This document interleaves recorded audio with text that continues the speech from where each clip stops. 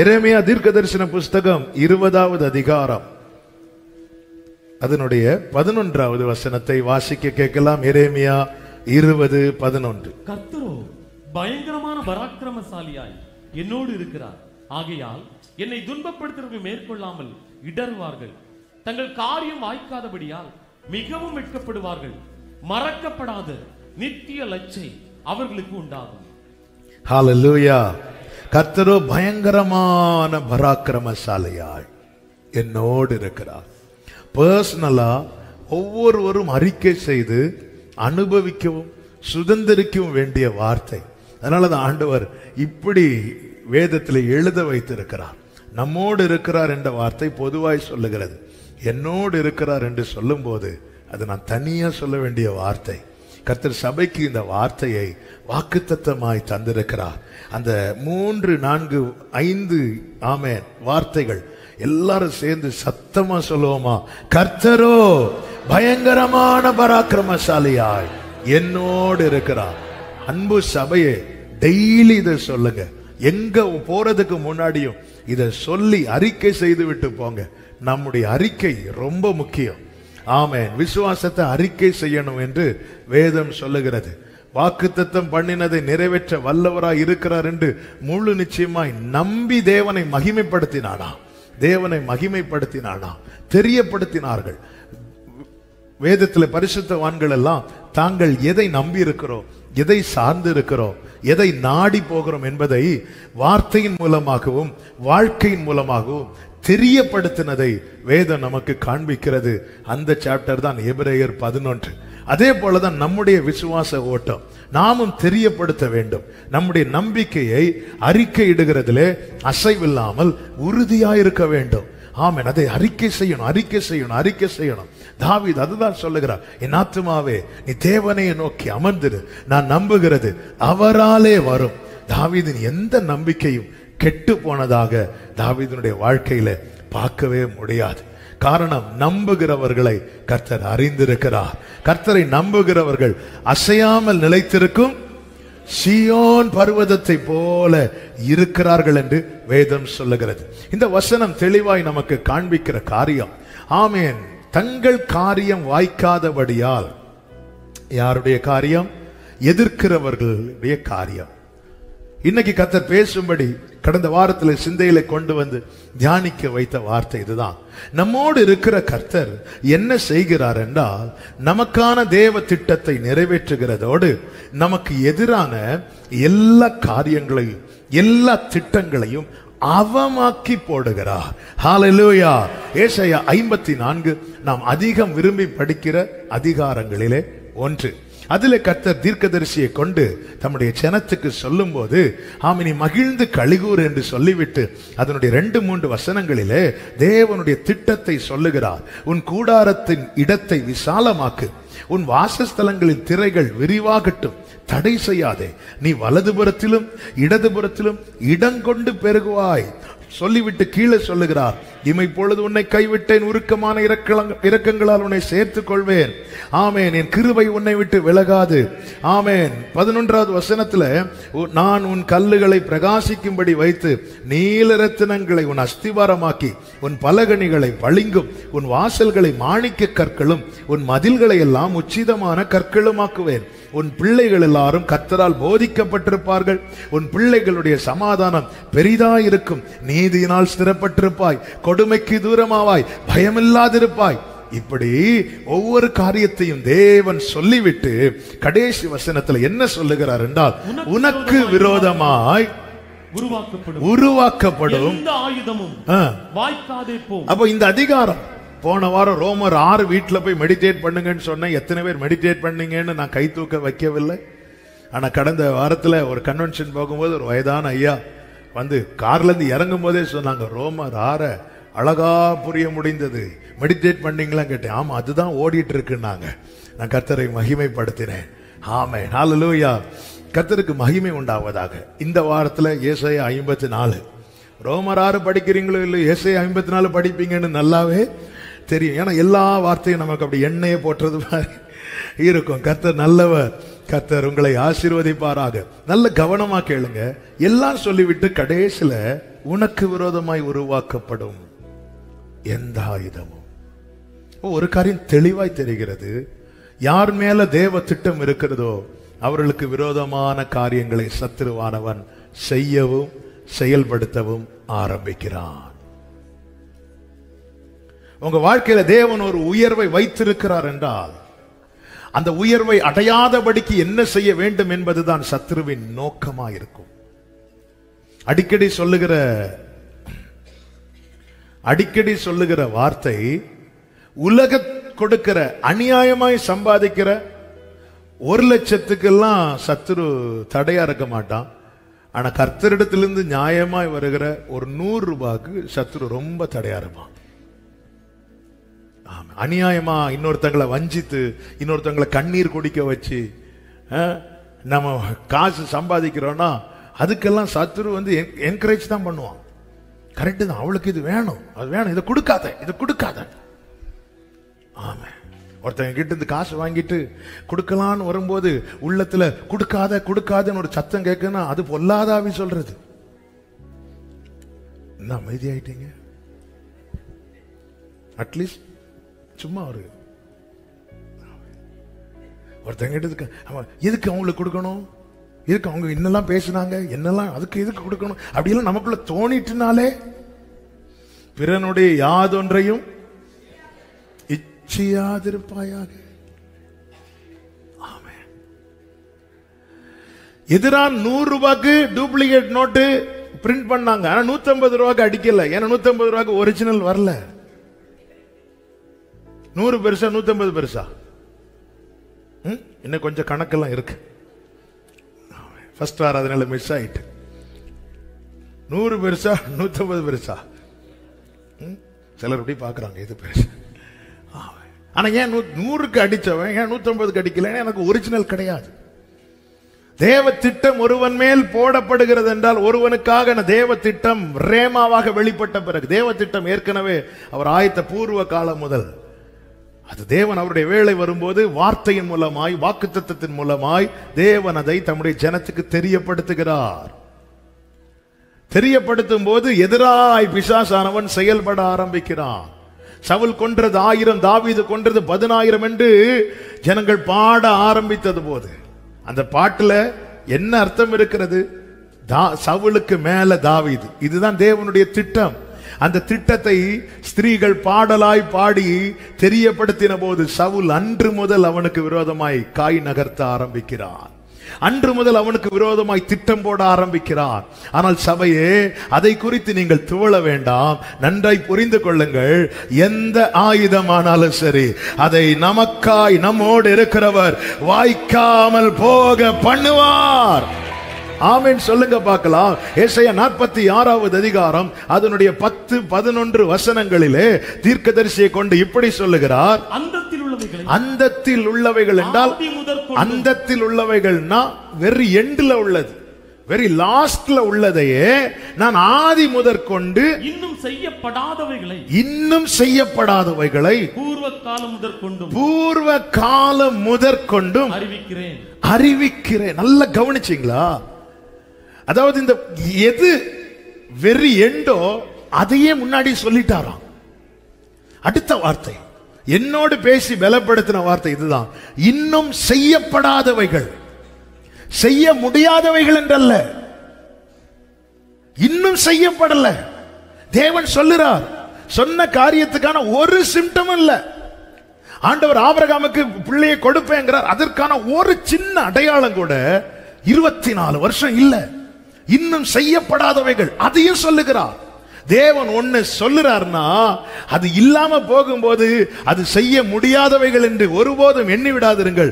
அது இன்னும் செய்யப்படல. அதனாலதான் குறித்த காலத்துக்கென்று தரிசனம் வைக்கப்பட்டிருக்கிறது. முடிவிலே அது விளங்கும். அது பொய் சொல்லாது. நீ அதற்கு காத்திரு. அது தாமதித்தாலும் நீ அதற்கு காத்திரு.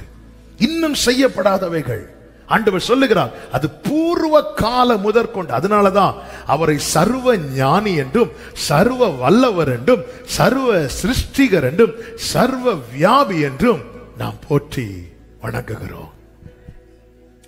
எல்லாவற்றையும் ஆமே, வெரி எண்டில் நடக்கக்கூடியது, உலகத்தின் முடிவு. அதன் பிறகு என்ன? இது எல்லாவற்றையும் பூர்வ காலத்திலே தெரிவிக்கிறவர். சொல்லிவிட்டு சொல்லுகிறார், உராய்ச்சுகிற ஒரு பட்சி. உராய்ச்சுகிற பட்சியைனா வேட்டையாடுகிற பறவை. உராய்ச்சுகிற ஒரு பட்சியை கிழக்கிலிருந்தும் ஆலோசனை நிறைவேற்றும் மனுஷனை, என் ஆலோசனையை நிறைவேற்றும் மனுஷனை தூர தேசத்திலிருந்து வரவழைக்கிறேன். அதை சொன்னேன், அதை நிறைவேற்றுவேன், அதை திட்டம் பண்ணினேன், அதை செய்து முடிப்பேன். நான் இதை பிளான் பண்ணி இருக்கிறேன். I have purposed it, I will also do it. நான் இதை சொன்னேன், இதை செய்வேன். ஆண்டவர் இந்த வார்த்தை தியானித்த போது ஒரே லைன்ல சிந்தையில புரியும்படி வைத்தா, என் வார்த்தையை நிறைவேற்றுறதுக்கு நான் என்ன வேணாலும் செய்வேன்டார். உங்க கைகள் கூறு உம்மால் கூடாது. தேவனுடைய திட்டத்தை நிறைவேற்ற ஆண்டவர் ஃபர்ஸ்ட் பிரையாரிட்டி இஸ்ரவேலுக்கு தான் கொடுப்பார். 40வது அதிகாரம், 41வது அதிகாரம், 42வது அதிகாரம், 43வது அதிகாரம், 44 ஆரம்பம். நீங்க எல்லாம் பாத்தீங்கன்னா, இப்போது யாக்கோவே என் சிநேகிதனான ஆபிரகாமின் சந்ததியை நான் உன்னை வெறுத்து விடவில்லை எல்லாம் சொல்லி பேச பேச நீ என்னை நோக்கி கூப்பிடல. எவ்வளவு பொறுமையா தாழ்ந்து போக முடியுமோ எல்லாம் செஞ்சதுக்கு அப்புறம் இஸ்ரேல் மீறுகிறவனாய் ஆண்டவர் அப்படியே ஸ்கிப் பண்ணார். கோரேசை பிடிச்சிட்டார், பெர்ஷியா ராஜா. ஆமே, இன்னைக்கு நானும் நீங்களும் இந்த கிருபைக்கு பாத்திர, கிருபையை சுதந்திரிக்க காரணம் இஸ்ரவேலருடைய கடினம். ஆமே, அதனாலதான் எச்சரிக்கையாயிருன்னு ஆண்டவர் சொல்றார். நம்ம கொண்டு வந்து ஒட்டப்பட்ட கிருபையினால ஒட்டி வைக்கப்பட்டவர்கள். நாம் எல்லாம் தேவனற்றவர்களா இருந்தோம், அந்நியரா இருந்தோம். அந்த கிருபை அவ்வளவு ஸ்ட்ராங்கா இருந்ததுனாலதான் இன்னும் பிசாசால பறிக்க முடியல. நாம் அந்த சோரெல்லாம் வச்சு ஒட்டுற மாதிரி எல்லாம் ஒட்டி இருந்தா நாம் இஸ்ரவேலர் அல்லவே, மாம்சத்தின்படி இஸ்ரவேலர் அல்லவே, பிராகாரத்துல கூட நிற்க தகுதியற்றவர்கள். ஆனா எப்படி அன்னைக்கு கோரேசை பிடித்தாரோ அதே போல எங்கோ நான் வாழ்ந்தேன், அறியாமல் அலைந்தேன், என் நேசர் தேடி வந்தீர். பாடுங்க, எங்கோ நான் வாழ்ந்தேன், அறியாமல் அலைந்தேன், என் நேசர் தேடி வந்தீர். ஓ, ருசித்தவர்கள் கைகளை உயர்த்தி நெஞ்சார அணைத்து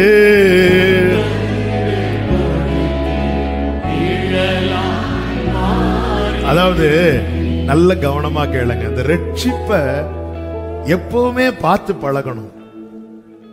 அவன் அப்படியே தாண்டி இஸ்ரவேல் மேல இருந்து ஒரு கை அப்படியே போயிட்டு கோரேசை பிடிக்கிறார். சொல்லிட்டு எனக்கு பிரியமானதெல்லாம் இவன் செய்வான்.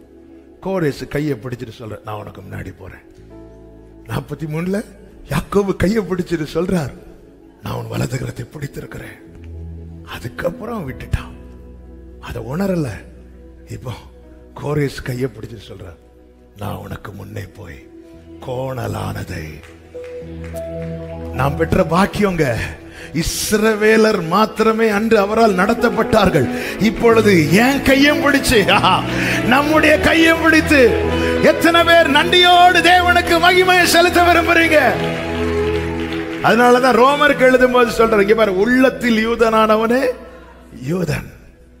வாக்குத்தத்தங்கள் உங்களுக்கும் உங்கள் பிள்ளைகளுக்கும் என்று கிறிஸ்து வெளிப்படும் வரைக்கும் காணப்பட்டதை பேதுரு வாயால் ஆவியாளர் சொல்ல வைக்கிறார். தூரத்திலிருந்து வரவழைக்கப்பட்டவர்கள். எப்படி வரவழைக்கப்பட்டோம் என்று எபேசியர் 2:13 சொல்லப்பட்டிருக்கிறது. இரத்தத்தினாலே. க்ளோரி. நம்மை கொண்டு ஆமென், இந்த அவருடைய சரீரத்துல, சபை என்கிற சரீரத்துல கிருபையினால ஒட்ட வச்சிருக்கிறார். எத்தனை முறை வெட்டி போட பிசாசு துடித்தான் தெரியுமா? அதனாலதான் உன்னை மறந்து விடக்கூடாது.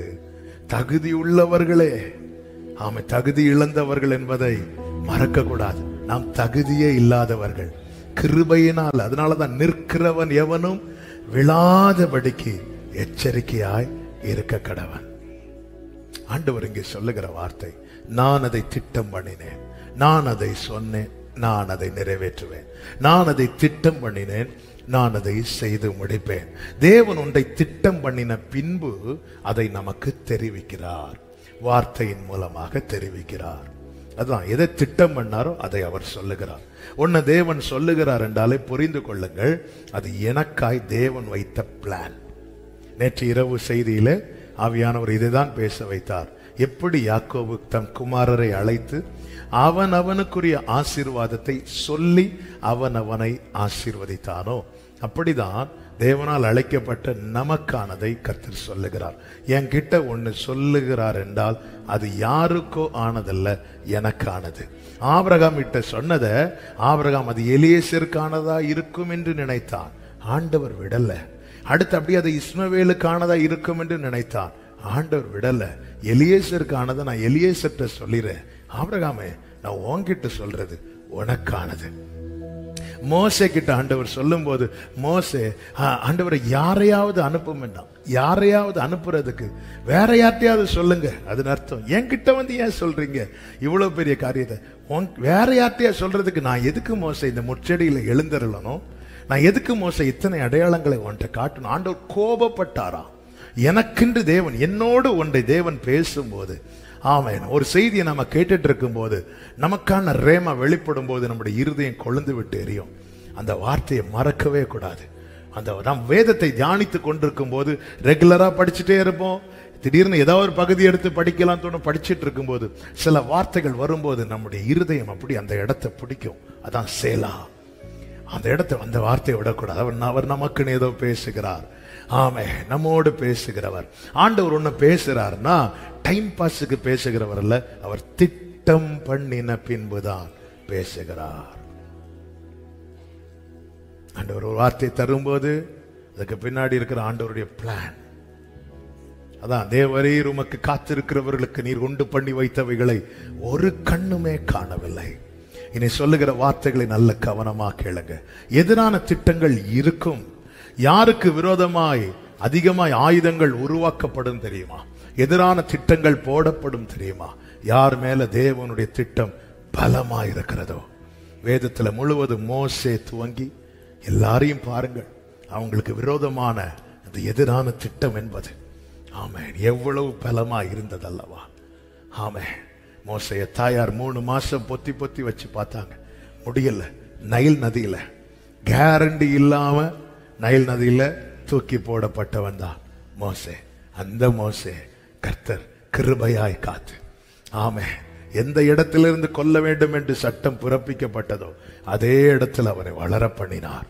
தேவன் தம்முடைய திட்டத்தை நிறைவேற்றுவதற்காக அவருடையவர்களோடு நம்மோடு பயங்கரமான பராக்கிரமசாலியாய் இருக்கிறார். கைகளை உயர்த்தி ஆமேன் சொல்லுங்க பார்க்கலாம்.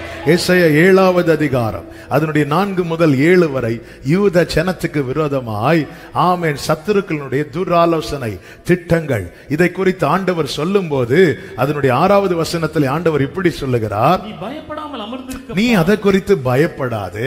இந்த இரண்டு புகைகிற கொள்ளிக்கட்டைகளாகி சத்துருவின் திட்டங்களை எல்லாம் கர்த்தர் எப்படி தெரியுமா பார்க்கிறார்? புகை. சொல்லுங்க, புகை. புகை வந்து இப்போ இருக்கிறது, கொஞ்ச நேரம் கழிச்சா இருக்காது. எங்க போச்சுன்னே தெரியாது. நாம தான் அதை வந்து ரொம்ப பெரிய பகையா பார்த்துட்டு இருக்கிறோம்.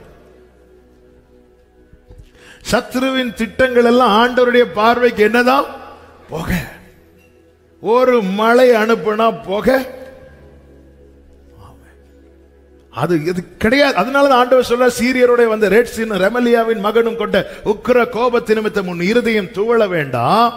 கர்த்தராகிய ஆண்டவர் சொல்லுகிறார், அது நிலைக்காதுப்பா, அது புகைப்பா, அது நிலை நிற்பதில்லை, அதன்படி சம்பவிப்பதும் இல்லை. அவன் ஆலோசனை பண்ணட்டும், அது நிலைக்காது. ஆண்டவர் உங்களை ஒரு ஸ்தானத்தில் கொண்டு போய் நிறுத்துவதற்காக தேவன் திட்டம் பண்ணி இருப்பார் என்றால் எதிரான திட்டங்கள் உண்டு. அவங்கள ப்ளீஸ் பண்றதுக்காக நீங்க எதையும் செய்ய தேவையில்லை. ஆண்டவர் அது புகை.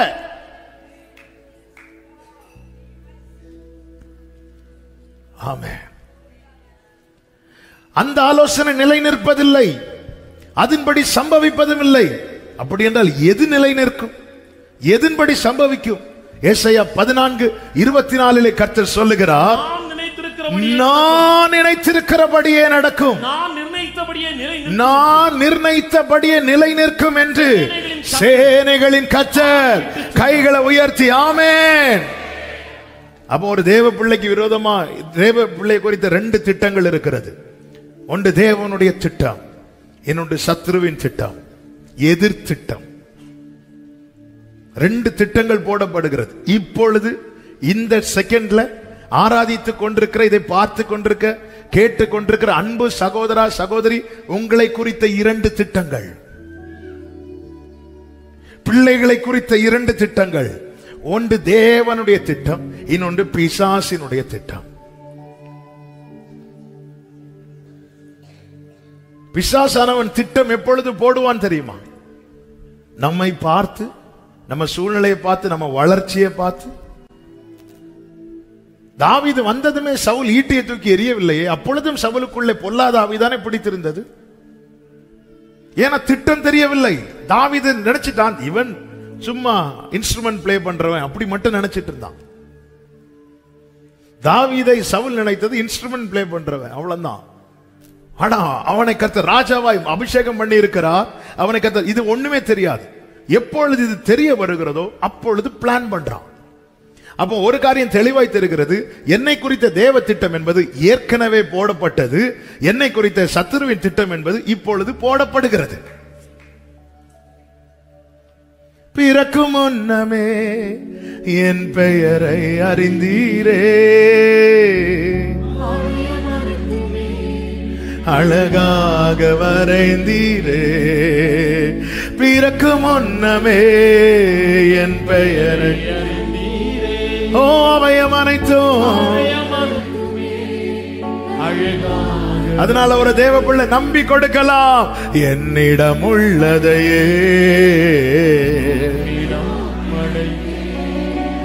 அந்நாள் வரையிலுமே அதை காத்திட. நம்மை குறித்த தேவ திட்டம் என்பது ஏற்கனவே போடப்பட்டது. ஆண்டவர் சொல்லுகிறார், அந்த புகைகிற, அது புகைப்பா, அது திடீர்னு இல்லாம போயிடும், புகைஞ்சிட்டு அப்படி போயிடும், விட்டுரு. ஆமே, அதை நீ ஊதி பத்த வைக்காத. ஹல்லேலூயா. அதை நாமளே ஊதுவோம். அப்போ அவங்க என்னெல்லாம் சொன்னாங்க தெரியுமா? அவன் சொல்றது நிமித்தம், அவருடைய தூர ஆலோசனை நிமித்தம் நீ உன் இருதயம் துவள வேண்டாம். அது நிலை நிற்பதில்லை. நல்லா புரிஞ்சுக்கோங்க, வேதம் நமக்கு தெளிவாய் காண்பித்து தருகிறது, காரிய சித்தியோ கர்த்தரால் வரும். நம்புறவங்க மாத்திரம் ஹல்லேலூயா. இனி செய்தியை கொஞ்சம் உன்னிப்பாக நல்ல கவனிக்கும்படி கேட்டுக்கொள்கிறேன். இவ்வளவு நேரம் கொடுத்ததெல்லாம் இன்ட்ரோடக்ஷன் தான், செய்தி இனிதான். அப்போ எதிரான திட்டங்களை பிசாசானவன் எப்படி போடுகிறான் என்பதை தான் இன்னைக்கு நம்ம தியானிக்க போகிறோம். அதெல்லாம் தேவன் நவமாக்குவார். முதலாவது, எதிரான திட்டங்களை நம்மை வைத்தே போட வைப்பான். ஹலோ, நம்மளை வச்சே போட வைப்பான். நாமே ஸ்கெட்ச் போடுவோம், சொல்லி தரோம், இது இப்படி பண்ணு, இது அப்படி பண்ணு. ஆதியாகமம் 11வது அதிகாரம் அதனுடைய 1 முதல் நீங்க படிச்சீங்கன்னா, ஜனங்கள் என்ன செய்வார்கள் என்றால், கிழக்கே இருந்து பிரயாணம் பண்ணி சினேயார் தேசத்திலே சமபூமியை கண்டு அங்கே குடியிருக்கிறாங்க. பூமி எல்லாம் ஒரே பாஷையும் ஒரே விதமான பேச்சும் இருக்கிறது. அப்பொழுது அவர்கள் என்ன செய்கிறார்கள் என்றால், அவங்களுக்குள்ள எந்த சண்டையும் கிடையாது, எந்த பிரிவினையும் கிடையாது, எந்த எரிச்சல் பொறாமை கிடையாது. அவங்க நம்ம எங்கேயும் போக சிதறாதபடி நம்ம ஒன்னா இருக்கிறதுக்காக, ஆமே, நம்ம ஒரு கோபுரத்தை கட்டலான்னு சொல்லிட்டு கட்ட ஆரம்பிக்கிறாங்க. நீங்க நல்லா புரிஞ்சுக்கோங்க, இவங்களுக்குள்ள எந்த பிரச்சனையும் கிடையாது, எந்த பிரிவினை கிடையாது, எரிச்சல் பொறாமை ஒண்ணுமே கிடையாது. அப்போ ஒரு காரியத்தை செய்யறதற்கு அந்த அத்தனை பேரும் ஒரு மனமா ஓகே சொல்றாங்க தீர்மானத்துக்கு. சில தீர்மானங்கள் எல்லாம், சில தீர்மானத்தை நம்ம எல்லாம் சேர்ந்து தான் எடுப்போம். குடும்பமா, புருஷன், மனைவி, பிள்ளை எல்லாரும் சேர்ந்து ஓகே சொல்லும் போது நம்ம எல்லாருக்குமே ஒரு சந்தோஷம். பரவாயில்லப்பா, யாருமே எதிர்க்கல. எனக்கு பேர் உண்டாகன்னு சொல்லல, நமக்கு பேர் உண்டாகங்கிறாங்க. நம்ம எல்லாருக்குமே இது நமக்கு எல்லாருக்குமே நல்லது, நம்ம செதற வேண்டாம். மொத்தத்துல பார்த்தா இவங்க பிளான் எல்லாமே சூப்பரா இருக்கும். எல்லாம் செஞ்சிட்டு இருக்கும் போதுதான் கர்த்தர் பார்க்கும்படிக்கு இறங்கினார். மனுபுத்திரர் கட்டுகிற நகரத்தையும் கோபுரத்தையும் பார்க்கிறதற்கு இறங்கினார். 6வது வசனம். அப்பொழுது கர்த்தர், இதோ ஜனங்கள் ஒரே கூட்டமாய் இருக்கிறார்கள், அவர்கள் அனைவருக்கும் ஒரே பாஷையும் இருக்கிறது, அவர்கள் இதை செய்ய தொடங்கினார்கள். இப்பொழுது தாங்கள் செய்ய நினைத்தது ஒன்றும் தடைபட மாட்டாது என்று இருக்கிறார்கள். ஏன் தடைபட மாட்டாது என்று இருக்கிறார்கள்னா, யாரும் எதிர்க்கல்ல, யாருமே எதிர்க்கல்ல. வேதம் சொல்லுகிறது 3வது வசனத்துல, கல்லுக்கு பதிலாக செங்கலும் சாந்துக்கு பதிலாக நிலக்கிலும் அவர்களுக்கு இருந்தது. தேவை இருக்கிறது, எதிர்ப்பு இல்ல, பிளான் பண்ணி எல்லாரும் ஓகே சொல்லிட்டாங்க. இப்போ காரியத்தை செயல்படுத்த ஆரம்பிக்கும் போது கர்த்தர் பார்க்க இறங்கி என்ன செய்கிறார்? அடுத்த வசனத்தை, நாம் இறங்கி போய் பேசுவதை மற்றொரு அறியாதபடி அங்கே அவர்கள் பாஷையை தாறுமாறாக்குவார். கர்த்தர் இறங்கி போய் எல்லாத்தையும் தாறுமாறாக்கிட்டார். என்ன ஆண்டவரே இது? இது உங்களுக்கு, அவங்க என்ன, அவங்களுக்குள்ள ஏதாவது சண்டை இருந்துச்சா, பிரச்சனை இருந்துச்சா? ஒண்ணுமே இல்லையே. ஆனா நீங்க ஏன் தாறுமாறாக்கி போட்டீங்க? அடுத்த வசனத்துல சொல்லப்பட்டிருக்கிறது. ஆமென். 8வது வசனத்துல, அப்படியே கர்த்தர் அவர்களை அவ்விடத்திலிருந்து பூமி மீதெங்கும் சிதறி போக பண்ணினார். அப்பொழுது நகரம் கட்டுகிறதை விட்டுவிட்டார்கள். பூமி எங்கும் வழங்கின பாஷையை கர்த்தர் அவ்விடத்தில் தாறுமாறாக்கினபடியா அதன் பேர் பாபேல் என்னப்பட்டது. நல்ல கவனமா கேளுங்க. ஏன் கர்த்தர் இதை செய்கிறார்? ஏனென்றால் 9வது அதிகாரம் 1வது வசனத்திலே நோவா கிட்ட கர்த்தர் சொன்ன வார்த்தை என்னவென்றால், தேவன் நோவாவையும் அவன் குமாரரையும் ஆசீர்வதித்து, நீங்கள் பலுகி பெருகி பூமியை நிரப்புங்கள். 7வது வசனம், நீங்கள் பலுகி பெருகி பூமியிலே திரளாய் வர்த்தித்து விருத்தியாகுங்கள். நல்ல கவனிங்க. செய்தி இதுதான். நாம போடுற திட்டம் எல்லாம் ஓகே தான், எல்லாம் நல்லதுதான். ஆனா அது தேவ திட்டத்துக்கு மாறானதா இருக்குமானால் அது அத்தனையுமே நாம் போடுறதெல்லாம் நமக்கு எதிரான திட்டங்கள். எல்லாம் சேர்ந்துதான் தீர்மானிக்கிறோம். ஒருவேளை நம்ம எல்லாம் புருஷன், மனைவி, பிள்ளைங்க எல்லாம் சேர்ந்து ஒரு காரியத்தை தீர்மானிப்போம், ஒரு எதிர்ப்பு இல்ல, எல்லாம் அனுகூலமா இருக்கும்போது நமக்கு எல்லாம் ஓகேன்னு தோணும். ஆனா நம்மை குறித்த தேவ திட்டம் என்பது இதுதானா என்பதை அறியும் முன்னமே நாம் இந்த காரியத்தை ப்ரொசீட் பண்ண ஆரம்பித்தால் ஆரம்பம் நல்லா இருக்கும், ஆனா வாய்க்காது. காரிய சித்தியோ கர்த்தரால் வரும். அநேக காரியங்கள் வாய்க்காம போக காரணம் எல்லாமே ஃபேவரா தான் இருந்துச்சு, யாருமே எதிர்க்கலையே, எல்லா வசதியும் இருக்குது. அப்படி இருக்க ஏன் துவங்க முடிந்த எனக்கு முடிக்க முடியவில்லை என்றால் அது தேவ சித்தத்துக்கு மாறானதா இருக்கிறது. இவங்க இந்த பிளான் எப்பொழுது போட்டார்கள் என்றால், இவர்கள் பிரயாணம் பண்ணி வரும்போது ஒரு சமபூமியை பார்க்கிறாங்க. இது பார்த்து போடுற திட்டம் இது. இவர்கள் திட்டம் பார்த்து போட்டது. ஆனால் இவர்களுக்கான திட்டம் இவர்கள் பூமியை பார்க்கும் முன்னமே போட்டது. இவர்களுடைய பிறப்பை குறித்து 10வது அதிகாரத்திலே சொல்லப்பட்டிருக்கிறது. இந்த ஜனங்களுடைய பிறப்பை குறித்து 10வது அதிகாரம். ஆனால் இவர்களுக்கான தேவ திட்டம் பிறப்பிக்கப்பட்டதை குறித்து 9வது அதிகாரத்திலே சொல்லப்பட்டிருக்கிறது. என கேட்டுக்கொண்டிருக்கிற அன்பு சகோதரா சகோதரி, சூழ்நிலைகளை பார்த்து, சிச்சுவேஷனை பார்த்து, ஆமே நாம பார்த்து நிறைய பிளான் பண்றோம். ஆனா ஒன்றை மறந்து விடக்கூடாது. நாம் இந்த பூமியை பார்ப்பதற்கு முன்னமே, உலக தோற்றத்துக்கு முன்னமே நம்மை குறித்து தேவன் திட்டம் பண்ணி இருக்கிறார். அதை தான் நிறைவேற்றுவார், அதை தான் சொல்லுகிறார். அதற்கு மாறாய் என்னுடைய பிளான் எனக்கு ரொம்ப நல்லதா இருந்தாலும், என்ன 10 பேர் வந்து அப்ரிஷியேட் பண்ணாலும், அது தேவ சித்தத்துக்கு மாறானதானால் என் தேவன் ஒரு நாள் இறங்குவார். இறங்குமையான்னு பாடிட்டு இருக்கோம், இறங்குவார். இறங்கி திட்டத்துக்கு மாறானதை தாறுமாறாக்குவார். ஆண்டவரே, உம்முடைய சித்தத்துக்கு மாறாய் நான் போட்டிருக்கிற பிளான் எல்லாம் தாறுமாறாக்கணும். எத்தனை பேருக்கு நம்பி சொல்ல முடியும்? அப்படி ஒருத்தங்க சொல்றாங்க, நான் உங்க இயேசுவை நம்புறாங்கன்னு அர்த்தம், முழுமையா நம்புறாங்கன்னு அர்த்தம். ஹல்லேலூயா, ஆமென். எங்க அப்போஸ்தலரை பாத்தீங்களா?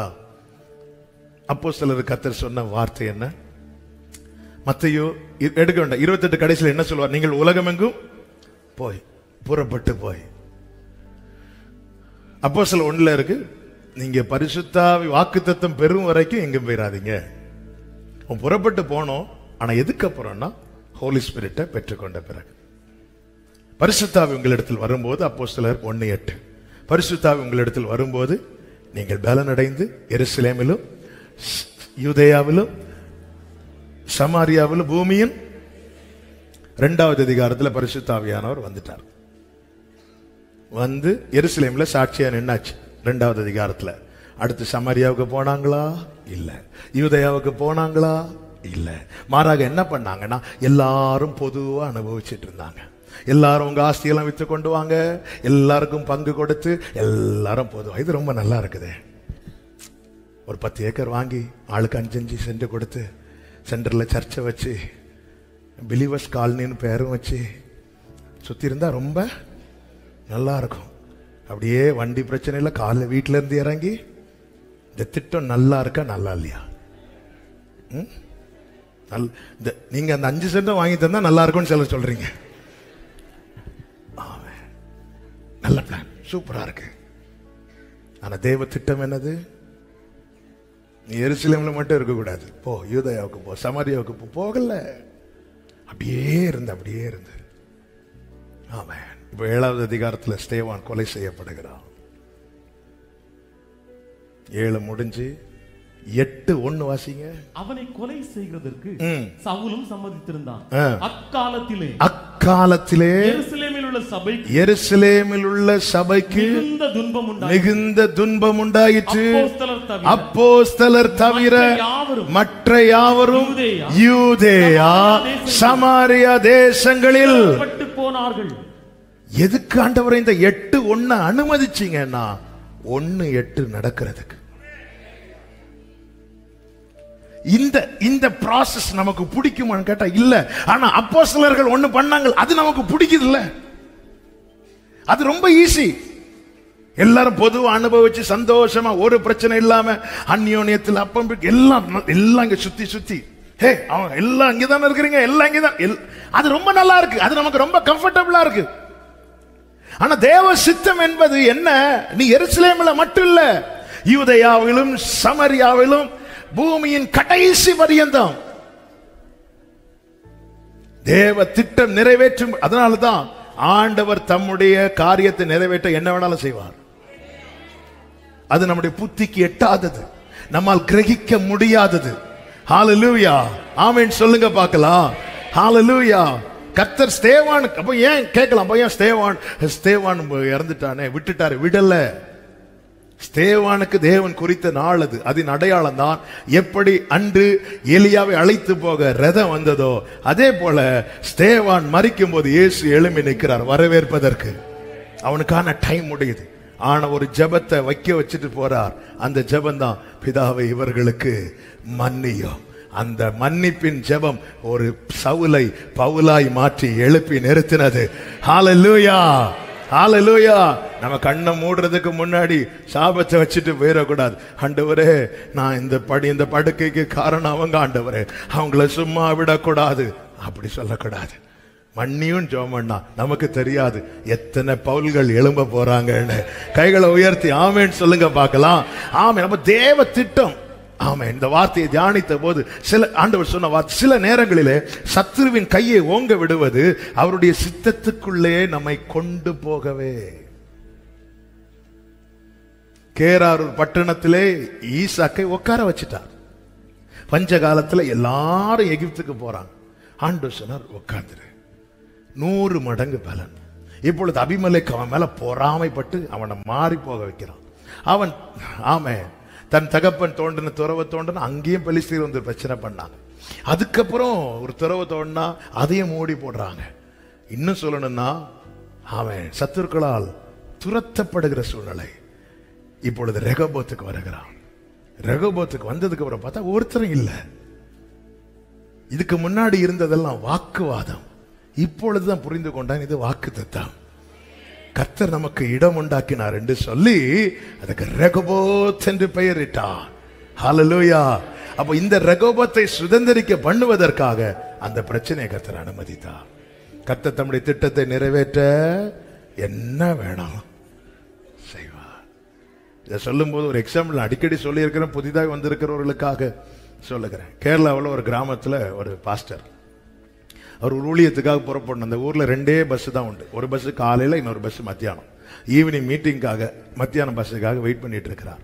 நல்ல வெயில், இவருக்கு வேற டயர்டு, காலையில சாப்பிட்டது அதுக்கப்புறம் சாப்பிடல, வெயிட் பண்ணிட்டு இருக்க. பஸ் வருது, பஸ் ஸ்டாண்ட்ல நிக்கிறதுக்கு பதிலாக கொஞ்சம் தள்ளி போய் நிக்குது. எல்லாரும் ஓடி போய் ஏறுறாங்க, இவருக்கு ஓடி போய் ஏறுவதற்குள்ள ஸ்ட்ரென்த் இல்லை. அப்படி நின்று கொஞ்சம் அப்படியே மடிச்சிட்டார்.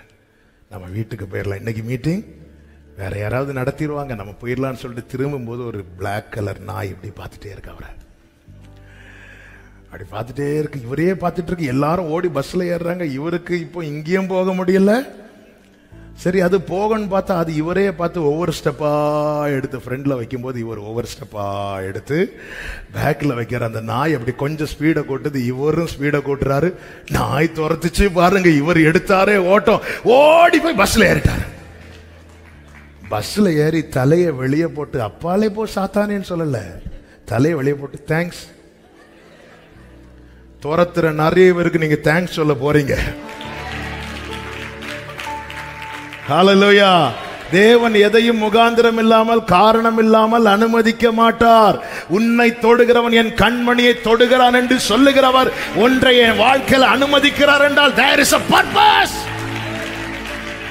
ஒரு நோக்கம் இருக்கிறது. ஹல்லேலூயா. அப்போஸ்தலர் 4வது அதிகாரம் அதனுடைய 27, 28 வசனங்களை நீங்கள் பார்த்தீர்களானால் தெரியும். அந்தபடி உம்முடைய கரமும், சீஷர்கள் ஆண்டவர் சமூகத்திலிருந்து ஜெபிக்கும் போது இந்த வார்த்தையை சொல்லுகிறார்கள், கேளுங்கள்.